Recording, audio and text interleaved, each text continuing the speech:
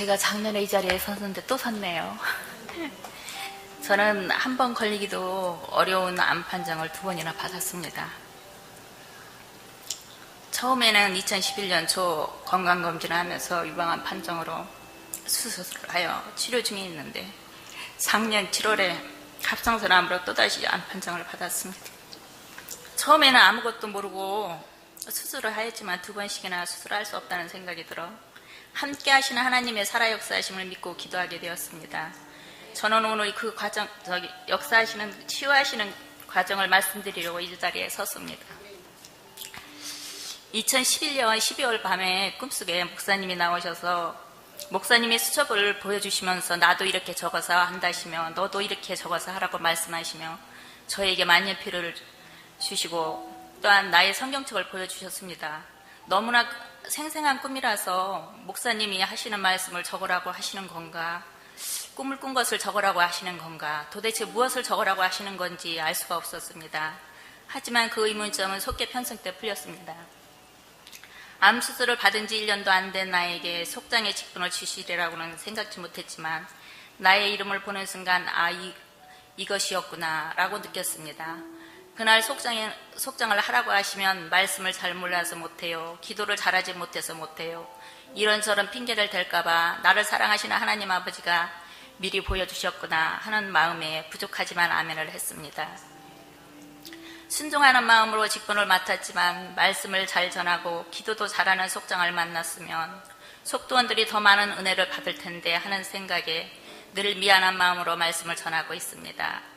부족함에도 불구하고 즐거운 마음으로 모이기에 힘쓰는 착하고 예쁜 속도원들을 만나서 늘 주님께 감사를 드리고 있습니다. 주님의 은혜에 감사드리며 늘 기쁘고 즐거운 마음으로 생활하는 가운데 목감기가 들어 병원에 가 진찰을 받아보면서 의사 선생님에게 체중을 줄이려고 덜 먹고 운동을 하고 있지만 필요 이상으로 살이 많이 빠지는 것 같다고 말씀드렸더니 의사 선생님께서는 갑상선 초음파 검사를 해보자고 하더라고요. 결국 그 자리에서 검사를 했는데 결과가 갑상선에 1.59cm와 1.45cm 결절이 있어서 큰 병원에서 재검사를 해보라는 거예요. 예전에 암치료를 받았을 때 갔었던 병원 담당 간호사에게 전화를 걸었더니 아산병원에서 근무하던 분이 병원을 알려주시며 그곳에서 조직검사를 먼저 하고 오면 갑상선 진찰을 빨리 받을 수 있다고 하더라고요. 간호사가 가르쳐준 외과병원에 가서 조직검사를 하고 결과는 전화로 가르쳐주는데 원장님이 암으로 나왔다고 하며 진료받던 병원 간호사와 통화해서 예약해 주겠다고 했습니다. 암이란 소리를 듣고 내가 잘못 살고 있어서 나에게 이런 큰 시련이 온 것은 아닌가. 한 번도 아니고 2번씩이나 나에게 찾아오나 하고 하나님께 기도하기를 하나님 나에게 어떠한 뜻이 계셔서 나에게 이런 고통을 주시는 겁니까?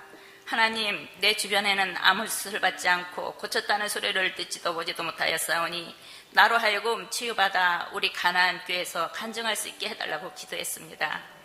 저녁 금식을 하며 기도하고 묵상하는 중에 나의 힘이 되신 여호와여 내가 주님을 사랑합니다 라는 찬양을 마음속으로 들려주시는 것이었어요.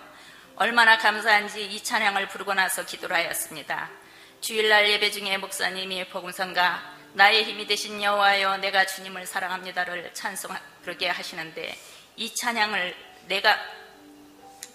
부르면서 하나님이 나에게 주시는 찬양이며 나를 위한 예배 같고 나에게 힘을 주시고 함께 하심을 알고 주저앉지 않고 기도하게 하시며 나로 있도록 사랑하시는구나 하고 생각하니 눈물이 절로 나왔습니다.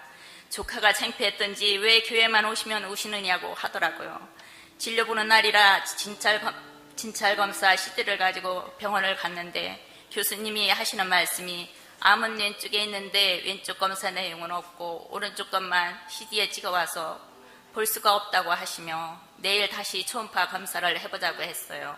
사진을 찍어서 보낸 병원에서는 분명히 왼쪽 오른쪽 찍어서 보냈다고 확인까지 했다면서 교수님이 못 찾는 거라고 하셨습니다.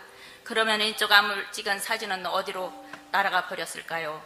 그때 나의 마음속에 하나님이 역사하시는구나 생각하니 너무 감사해서 웃음이 나오더라고요.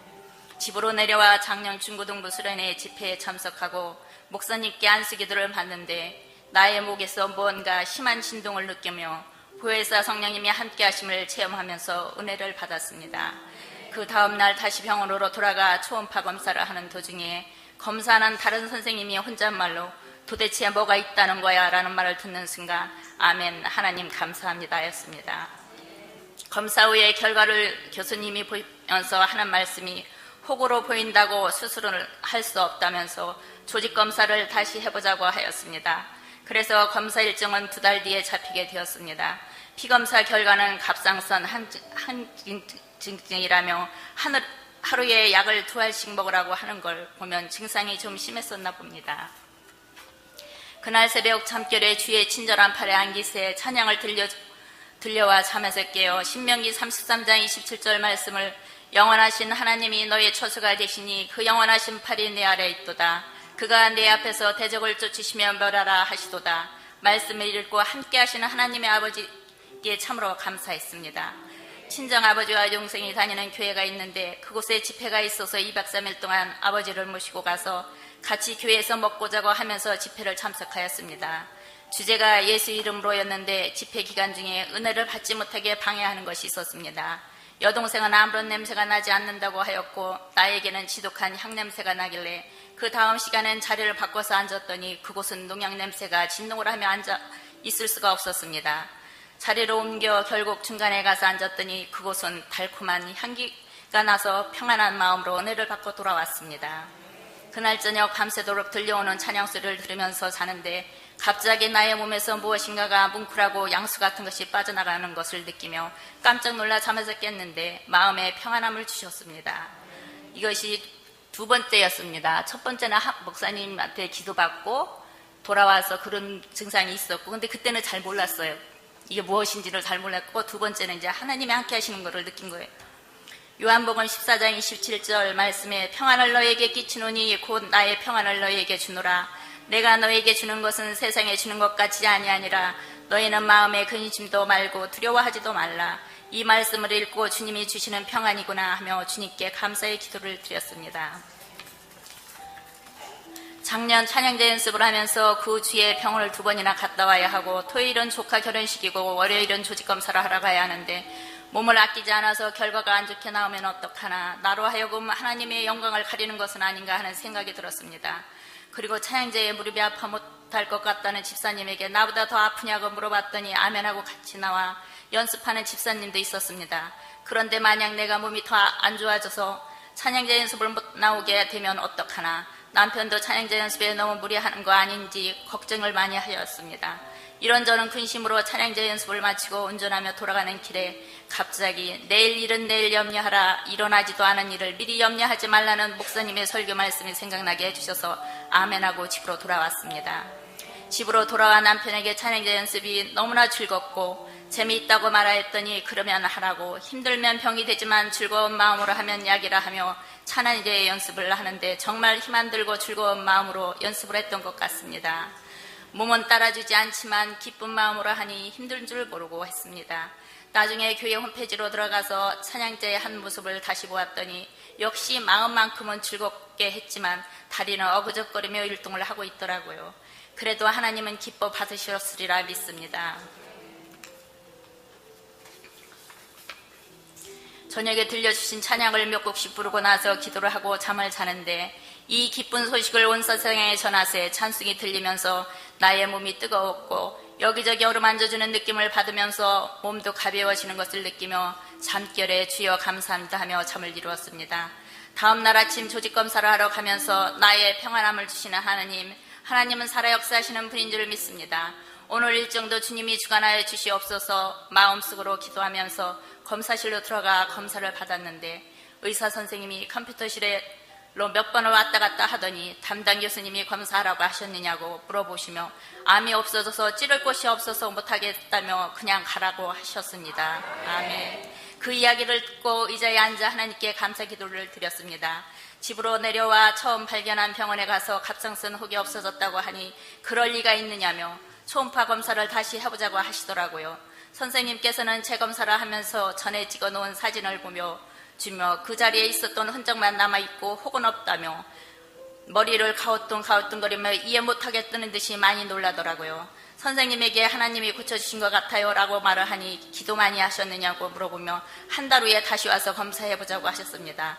일주일 후에 다시 병원에 가서 진찰 결과를 받으며 교수님이 하시는 말씀이 초음파 검사할 때는 혹이었는데 검사 후에 혹이 없어지는 것을 보니까 혹이 아니고 염증이었나 보다라고 하시더라고요. 이제 일반 외과로 가면 된다는 말씀을 듣는 순간 처음에는 암이었는데 암이 혹으로 바뀌고 혹이 염증으로 바뀌는 결과를 보면서 다음에 오면 완치가 될 것 같다는 마음을 주셨을래 아멘 했습니다.